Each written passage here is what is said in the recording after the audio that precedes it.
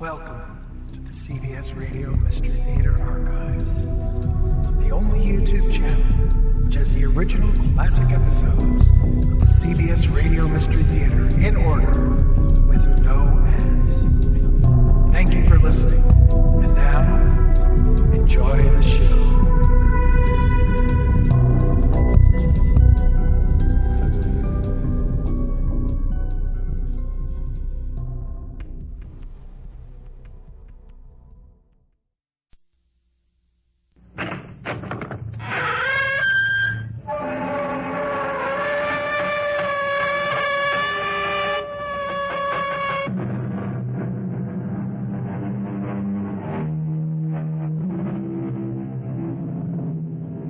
Come in. Welcome. I'm E.G. Marshall. In his immortal comedy of manners, William Congreve wrote, "Heaven hath no rage like love to hatred turned, nor hell a fury like a woman scorned." That was over 200 years ago. Have matters changed in the intervening centuries? Judge for yourself in this story, which happens today.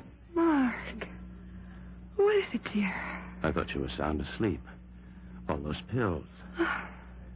Something woke me for the moment. I don't know why. I came alive so suddenly. Some alarm bell in me. Which will never ring. You're not going to be alive. What are you doing with that pillow? Playing Othello to your Desdemona, my love. No, Mark, you can't be serious. It's all just... Yet I'll not shed your blood, nor scar that whiter skin of yours than snow. Yet you must die. Put out the light, and then put out the light. If I can quench thee. No more moving. Still as the grave. My wife. My wife.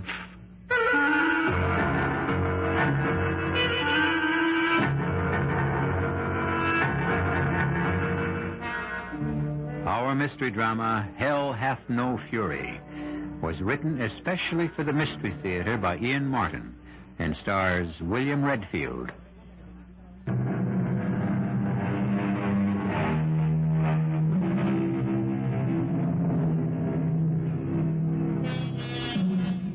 Mark Stanton and Emily Lawrence. The wedding of a decade. The first, a shining light of the classical theater. The second, a new, fresh, and lovely star of the screen who transcended any picture she illuminated.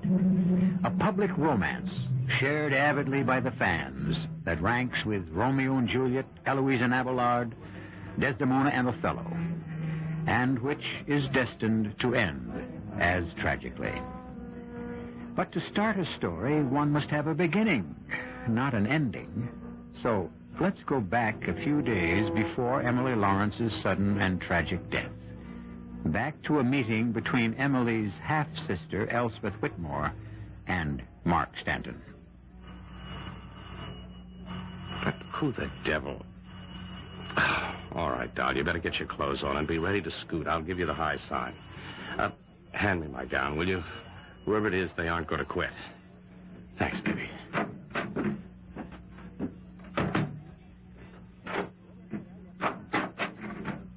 Oh, it's you. Where did you get a key, Elspeth? One of the privileges of the family, even a half-sister. Well, come in. Why ring the bell when you have a key? I wanted to give you time to, put your robe on. Well, I was just trying to snatch 40 winks. Oh, do I know her? Didn't she used to go under the name of Tiger Tilly, the jungle cat? Funny, very funny. Not to me, or would it be to my sister? Now get rid of her, Mark. I want to talk to you. I will be in the living room on the phone, my back to the door, pretending your matinee curtain isn't coming down early. But don't think I won't sneak a look at what's your style this month, brother-in-law. B. Elspeth. Anything stirring? Oh, how much? No, it's too low. They've got to come up with 700. Well, let them stew on it. I'll be back in the office soon. Huh? Oh, wait a sec. No. No, I was just looking at a would-be rising star. Listen, if there's anything urgent, I'm at my sister's apartment. It's listed under Mark Stanton on the Rolodex, but it's still my sister's apartment. Bye. Well, Elspeth, to what do I owe this rather surprising early afternoon visit? I thought agents were always busy during lunch hours. Sorry to disappoint you. We take a breather now and then. Don't you ever? What does that mean? Well, didn't I surprise you hard at work? Now, look, Eleanor brought me a new treatment she wanted me to see. I'll bet she did. A screen treatment, a script. Okay, Casanova. That's enough banter. Are we alone in this joint now? Oh, don't tell me you want to open old books between us. No, this is a new one. We closed the other when you married my sister. Half-sister. Do you have to rub it in? I'm plain, flat-chested, and no hard hat ever whistled at my legs, but I still have brains.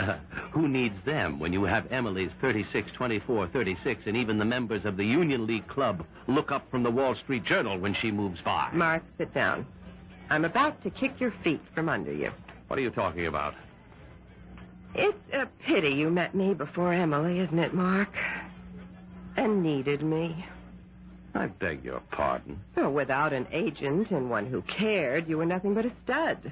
If I hadn't nursed and supported you through speech lessons, singing lessons, small parts, and nothing out of town Now, theater... damn you, I may not have had much education, but I always had talent. Oh, I'll grant you that. But you're lazy. And once you met Emily and knew she had all the looks and all the money, it was time to drop me. But don't forget Emily's money comes from being a film star.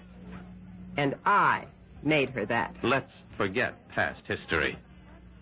Mark, since I came back from Europe, I've been going over Emily's financial position. But what right have you to... I happen to be her manager as well as her agent.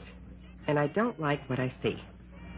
Emily has never made more in her life. You have never spent more. We have a front to keep up as two reigning stars. Hogwash. You're a successful ham who draws suburban ladies with delusions of culture and dreams of vicarious God knows what to the theater. You make peanuts compared to Emily and spend the kind of money she makes. A temporary loan or two. I have some pictures in the works. Oh, come on, Mark. You couldn't draw flies to a movie theater even in an exploitation film. Huh. So, I have talked it over with Emily. And as Harry Truman used to say, the buck stops here. What does that mean? I'm putting Emily on an allowance, enough to take care of her needs. You can handle the apartment and the rest.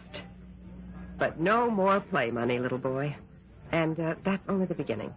The next thing I'm going after is her will. The one that leaves everything to you. If anything should ever happen to my sister, I can think of better causes for her estate to serve than Mark Stanton, the heel of ham.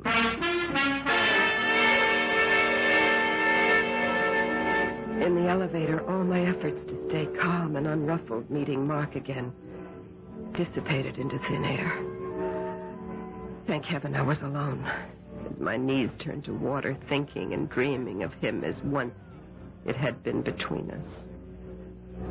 By the time I reached the ground floor, I knew I needed another session with Madame Erexo. Why do you imagine you can ever fail? You are one of us. I have always thought one of the strongest in the coven.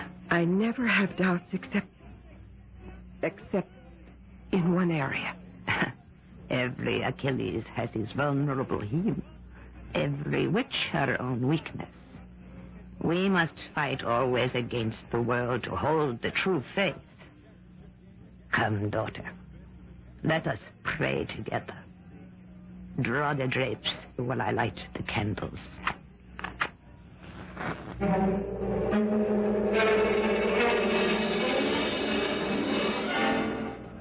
Now, step within the magic circle with me. Yes.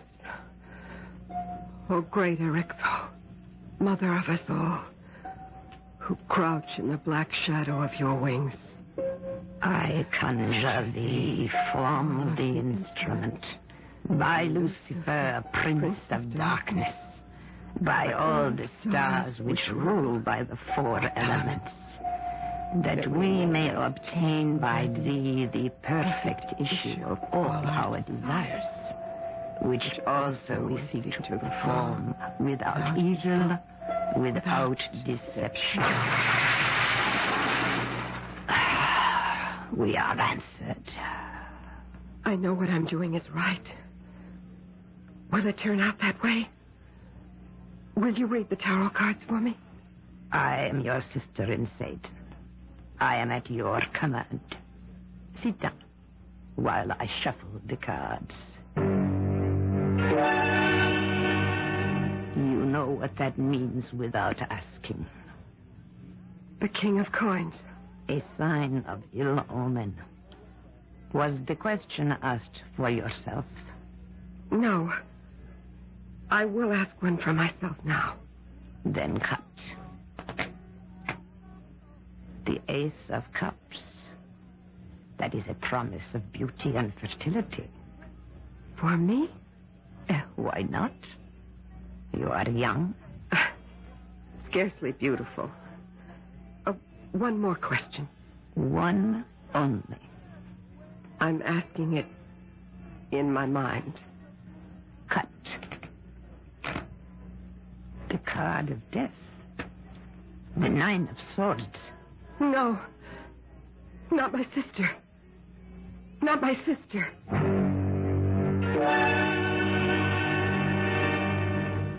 I love you, Emily. I love you, Mark. Oh, now I feel relaxed and hungry. Good. Elspeth was around this afternoon. Here? Oh, being the big business manager, saying we were spending too much money. She's smarter than we are about things like that. Yes, but is she really putting you on a strict allowance? Well, I guess I'll have to go along with her. She says I'm starting to spend more than I make. Now, how is that possible? Maybe you need a new business manager. Oh, nobody would be better than Elspeth. Besides, she's got to make a living, too. And who would I get? Well, how about me? Oh, darling, you have no idea of the value of money. No, well, I'm old and penniless, and if in his infinite mercy the man upstairs saves you from looking at me anymore and snatches you upstairs for himself, Elspeth tells me she'll be my guardian. Well, she does want me to make a new will, and it wouldn't be a bad idea.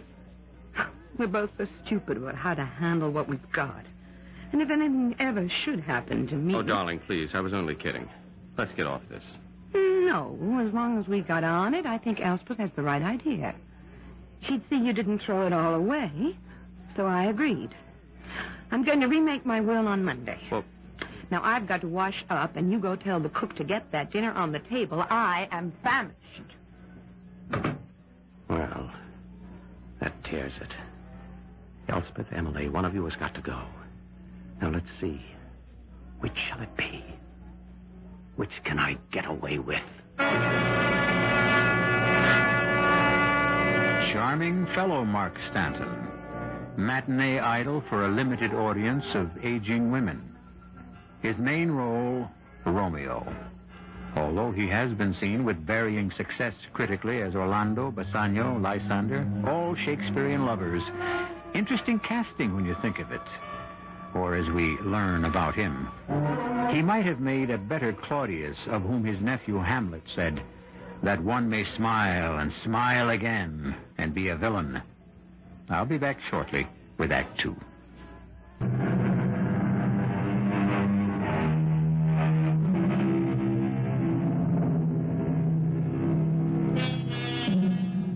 A famous epitaph on a child's grave reads, "It is so soon that I am done for.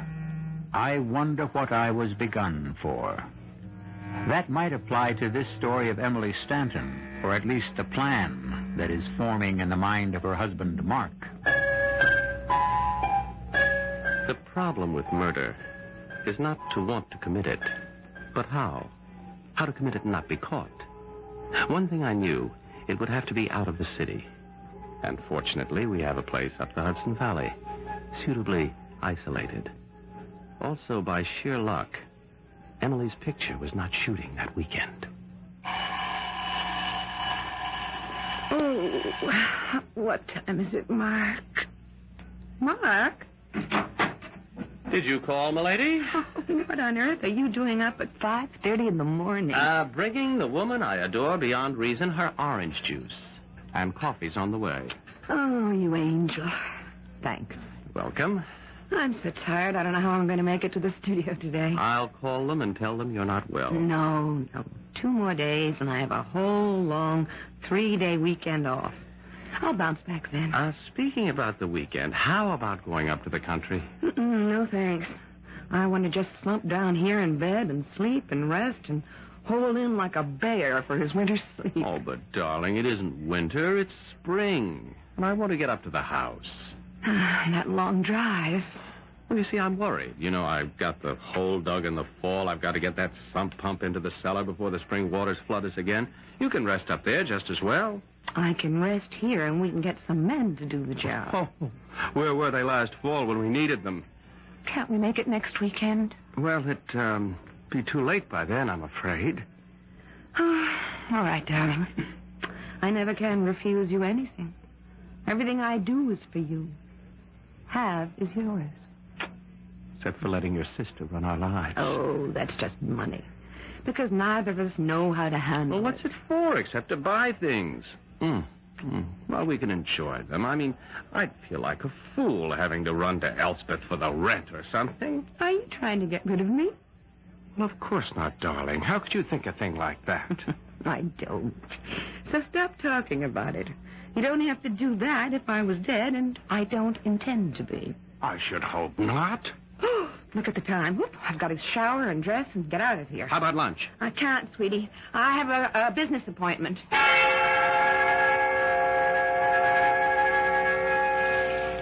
In the shower, a moment or two later, I wondered why I hadn't told Mark my lunch was with Elspeth.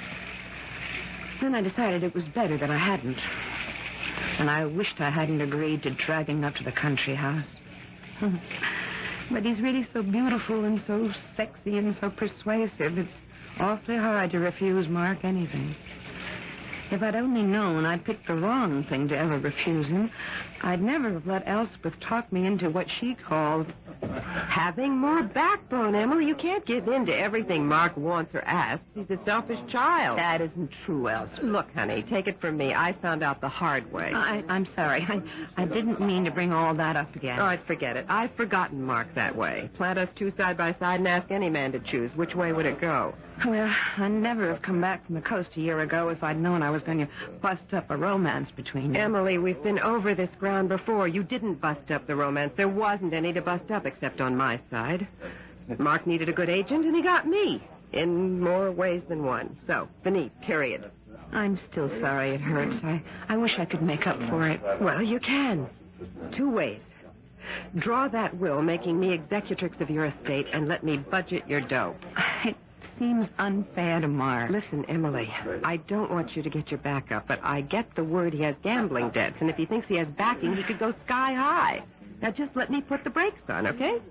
I suppose it's too much to hope that your love for that muscle-bound Greek statue you married isn't letting up any. Mark? What would make you think a thing like that? Oh, I don't know, just an irrational hope, I guess. You still love him, don't you? That isn't the point. I love you, and I'm very concerned about you. What do you mean? I don't know. You'd only laugh at me if I told you. It's really funny, isn't it? I mean, the genes. We both come from the same mother, but our fathers were so different. You, blonde, blue-eyed, open, uncomplicated, trusting. And me, dark, brooding, sharp-tongued. Much of this world, and yet not. Now, what does that mean? I could never explain that to you in a millennium. But I am a psychic. You mean like those funny cards you used to read and foretelling what's going to happen and things like that? Yes, things like that. Emily, listen to me. This is a dangerous time for you. Be careful. Just be very careful. But I don't know what you mean. I can only see so far. I can only warn you. Just be very careful. Now, you are scaring me. I mean to. Well, it is known to you. It's just that I have the weekend off, and Mark and I are going to the country. Ellie, I really don't want to. I'm scared of the drive. You mean because of Mom and your father? Yes. Emily, how many times have I told you it wasn't your fault? It was in the cards. I was driving when they were killed. And a drunken madman by fatal chance jumped the road divider and forced you off the road. What else could you have done? It was not your fault. I know, but I still have nightmares about it. You're not going to drive, are you? I'll never drive a car again. It's just, I'm afraid even to get into one. Now, excuse me for changing the subject, but you have to get back to the set soon. I want you to take a quick run up to my office. Why? Harry is there now. I had him draw up a new will for you, and I think we ought to get it signed right away. Well, I don't know. Mark is sort of hurt. Emily, if anything ever happens to you, I will take care of him the way he should be. You know you can trust me for that.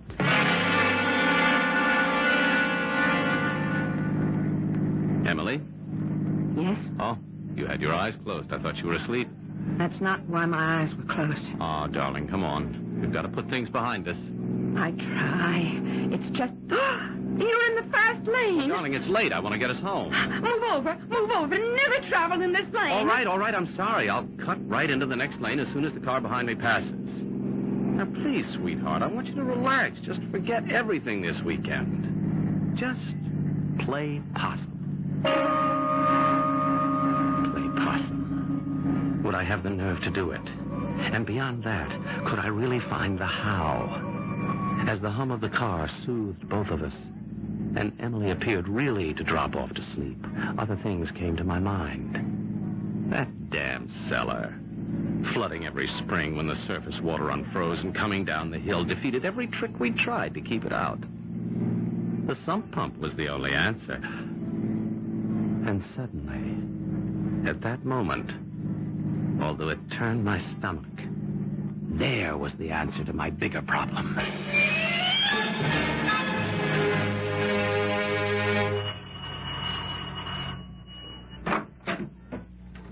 Elspeth, you are very early. I know. The coven does not meet until midnight. I had to come. I need a special reading. I have intimations of disaster. You remember our last... One of my gifts is total recall. The last question I asked turned up the 9 of swords. I asked about my sister. Oh? Now I want to know how soon. When? That is not always divulged. But let us tell the cards and find out if we can. If you want. If I want? Remember, there is no way of stopping what has been decreed. Has it been a good weekend, darling? Oh, yes. I feel so rested, so relaxed. Good. Maybe it's just as well I came. Did you get everything done in the cellar you want? Well, yes, I had to do some more digging, make the hole larger, but I have plenty of cement to finish up tomorrow. Tomorrow? Well, that's Monday. Right. I thought you could drive down tonight. You know I won't think of ever driving again. All right, darling, all right. I'll drive you in the morning and then drive back up. Now, come on, sweetie. I've taken off the phone so we won't be disturbed. And I'm going to carry you up to bed and tuck you in for the best sleep you've ever had in your life. I was so tired I could hardly keep my eyes open. But some inner alarm, some nonsense voice kept jogging at me to stay awake. Until I thought it's only tension. Foolish to be afraid. I am in my beloved husband's arms. And how safe can I be? Is she still in danger? The 9 of swords still threatens. But when? How soon? I cannot tell from the cards. Maybe I should call the country. May I use your phone? Of course. What danger can she be in with her husband? Oh, it's a very long drive. You know what those roads are like. Oh, damn. What? A busy signal. Well, at least it means they got there safely. Still. Wait for the mass tonight. Within this circle, more questions are answered than through the cards. Be patient. I'll try. But I can feel death in my bones. Yes, you must die. Put out the light, and then put out the light. If I can quench thee. No. No more moving. Still as the grave. My wife. My wife.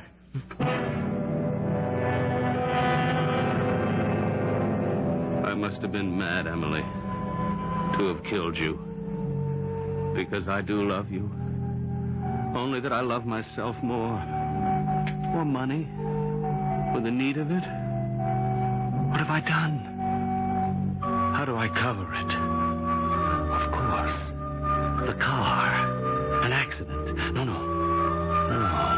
An accident with the car into the river at the Devil's Elbow. But the body must never be recovered. Then, who could prove anything?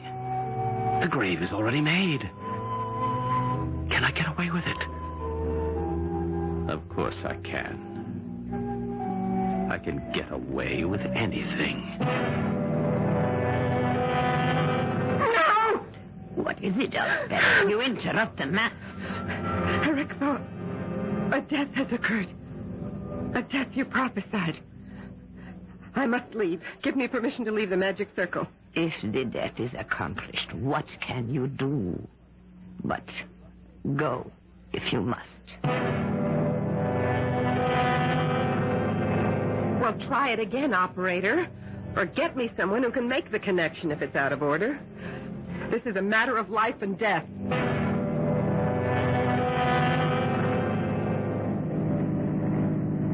Shame to waste a car I love.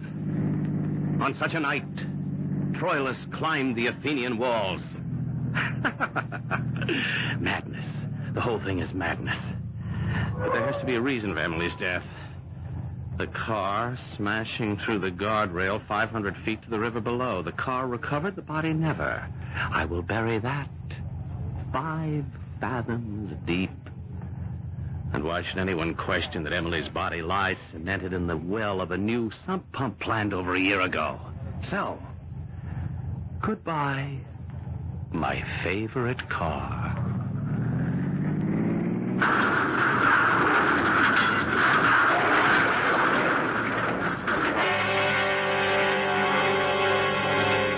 The die is cast. The adversaries established. A murderer and a witch. By whom is justice best served? Which will prevail? If a woman has loved not wisely but too well, who can best revenge her? The majesty and justice of the law, or a kangaroo court beyond and outside the law? I'll return shortly with Act 3.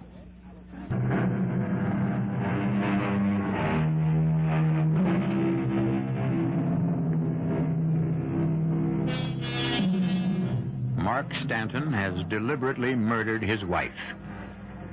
And he has had what seems to him a very practical means of disposing of body and suspicion, which may work for normal authority, but possibly not for his sister-in-law, since he has no idea that she is a modern witch. For the moment, he is involved with simple but furiously necessary occupations.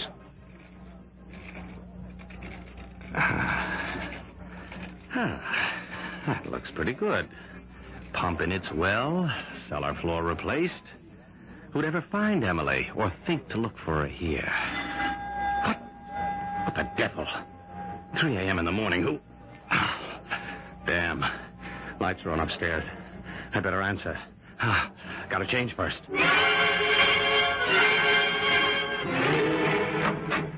Well, about time. Oh. I always seem to be surprising you in en dishabille. Well, what do you expect at this time of night? All right, come in. That's about the first polite thing you've said to me in months. Oh, let's cut the funny talk.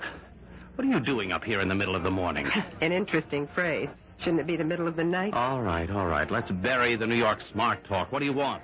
To see my sister. She isn't here. Oh? Why not? She had a 5 o'clock call on location for sunrise shots. So she decided to drive back last night and have the limousine take her on location this morning. What made you take a 2-hour drive out here at this time of night? I'll tell you half of it. I was scared, if that means anything to you. Well, it doesn't. What's the other half? I won't tell you that yet. Although someday you just might have to learn. I won't even pretend to understand that. Oh, excuse me. Yes. Yes, that's right. I'm Mark Stanton. What? Where? No, never mind all that. How is she? No, I'll be right down there. What was that? Emily, her car went out of control at Devil's Elbow. Oh, no. She went through the guardrail, plunged 500 feet down into the river. The car's a total wreck. Never mind the car. What about Emily? Well, I haven't found her yet. The car windows were open. If she got swept down the river and into the lake, they may never find her. You mean she's dead? You don't have to. And what else? A plunge like that, the car totaled. What else is there to think? Nothing. Emily is dead. What? That's a strange way to... Oh, Elspeth, I'm sorry. This must be terrible for you, too. It is terrible for me. But not too. Huh? What does that mean? I mean, you killed her. How could you think a thing like that? I don't think. I know. But it isn't going to do you any good. It was all for nothing. I don't know what you mean. You will. When I'm ready to tell you. Right now, let's go to the scene of the... What shall we call it, Mark? Let's just say... the tragedy. Okay, boys, use the crowbars. Get those doors open. Go over the inside. Check the ignition key, huh? Oh. You Mr. Stanton? Yes, that's right. I'm Mrs. Stanton's sister. How do, ma'am? I'm sorry about this. My wife, you think she's dead? What can I say? A fall like that, and what? Well, ma'am, this here shoe. One of my men found its mate washed ashore just before the river empties into Lake Occult. Right down near where the car landed, in the river, we found your sister's pocketbook. It don't look good. Can't her body be recovered from the lake? We'll try, but that lake bottom is soft mud, or whatever you want to call it, from all the leaves the trees have been dropping for millions of years. It's like a quicksand. Nobody who ever drowned in that lake ever was seen again. Oh, my God. Look, why don't you go on home, Mr. Stanton, and take your sister-in-law with you. As soon as I'm finished up here, I'll drive up. There are some questions I'll have to ask. But what do you mean, was Emily exceptionally tall? Well, for a woman, I meant. Actually, my sister was quite small. 2 inches shorter than I am. And I'm only 5'4". Well, all right, yes, Emily was quite tiny, but what difference does that make? The driver's seat was adjusted for somebody as tall as, well, say you, sir. Oh, well, it could have been knocked back in the crash, couldn't it? Yes, sir. It could. Was your wife wearing gloves when she left? Gloves? Why? Driver's wheel had no fingerprints on it.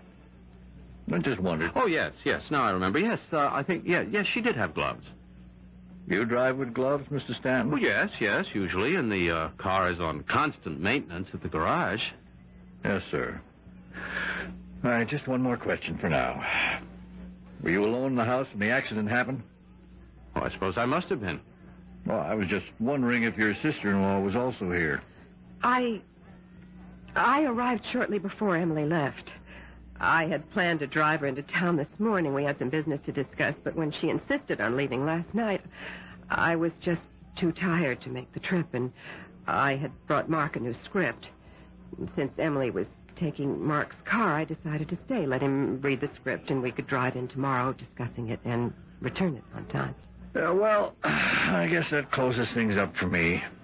Sorry to have taken so much time. My condolences, Mr. Stanton. I hope we can find your wife. He is just as certain of it as I am. You murdered Emily. What are you saying? The truth. If you believe that, why did you alibi me? I wanted to spike the sergeant's suspicions, at least temporarily. What are you up to? At the moment, not very much. I want to sleep on all of this. Oh, by the way, don't entertain any ideas of getting rid of me. You see, brother-in-law, dear, I happen to be exactly what you think of me. A witch. Only I am a real one. And because I am what I am, I can feel her presence in this house. If I told the police what I know, they'd search it from top to bottom. Because of someone who claims to have ESP, they'd write you off as a nut. Mark, you haven't a leg to stand on. On last Wednesday, when we had lunch, I arranged for Emily to change her will. It was finalized before you drove up here Friday. I am executrix and control every penny. I'm too tired to talk about it now. After I've slept on it, I'll decide your future. I suggest you get some rest to prepare for it. I wouldn't have bet a plugged nickel I could get any sleep out of what was left of the night. But a bottle of brandy and sheer emotional exhaustion from fright put me to sleep in the library chair. The last thing I remember was a whirling confusion of surrealistic plots for disposing of Elspeth. I even finally believed what I'd always thought of her. That she was a witch. I was sick with grief and desperately tired. But I couldn't go to sleep. Every time my eyes closed, I seemed to hear a voice. I couldn't stand it any longer. I got up, went downstairs. I saw Mark passed out in the library, a brandy bottle in his hand, and the voice was closer. The voice drew me to the cellar. Help me. And there, beside the furnace, I knew it at last. The fresh cement, still drying, beautifully blended and tapered into the old surface. Now I knew where my sister was. Now I knew exactly what I had to do. I now pronounce you Elspeth Garrick Whitmore, and you, Mark Blaine Stanton, man and wife. You may kiss the bride.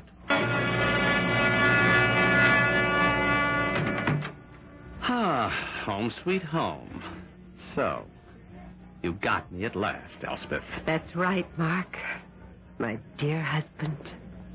And no way out for you. One word from me and Sergeant Harkness would dig up that cellar and you'd spend the best part of your life in jail for murder. I'm grateful to you, of course. But some things I still don't understand. Oh, you will. Huppy, darling.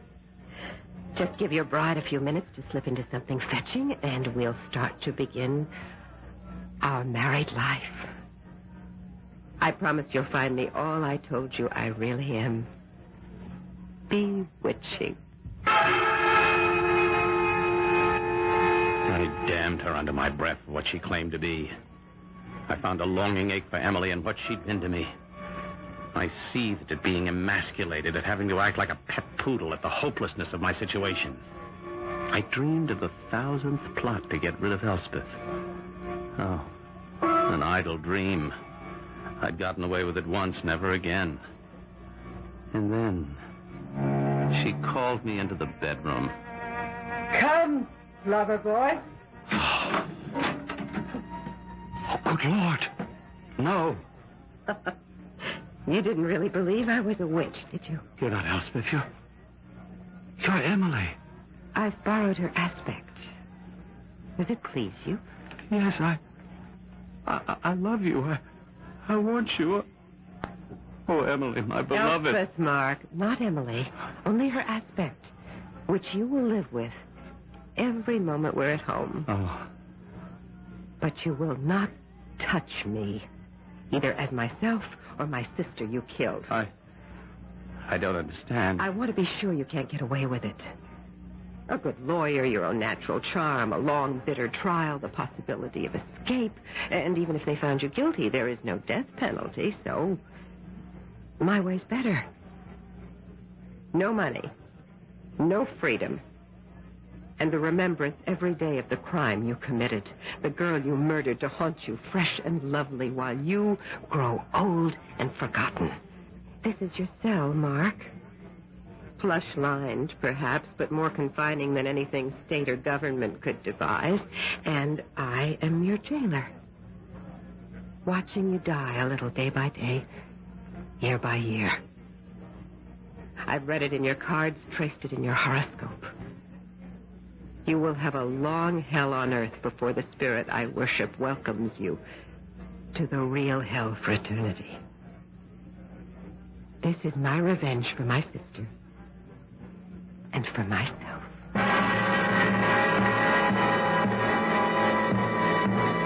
As it was in the beginning, so it is now and ever shall be. Heaven hath no rage like love to hatred turned, nor hell no fury like a woman scorned. For this story there is no ending. A man bought only what he deserved. I'll be back shortly.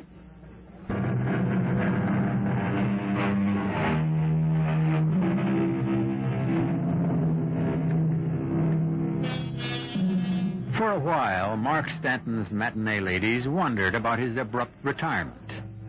But the Gorgon who guarded him fiercely finally discouraged their attentions. Not Elspeth alone. His good looks began to fade strangely, till by the time he was 35, his haunted, gaunt face and emaciated body looked more like a man in his 70s. He eventually was committed to a state institution for the insane and died there without even an obituary to mark his passing. Mysteriously and suddenly, Elspeth died on the same day. Our cast included William Redfield, Patricia Wheel, Teri Keane, and Ken Harvey. The entire production was under the direction of Hyman Brown. I hope you enjoyed this episode of CBS Radio Mystery Theater. If you've enjoyed this and want to hear more, please subscribe to this channel. You can also visit my other YouTube channel by searching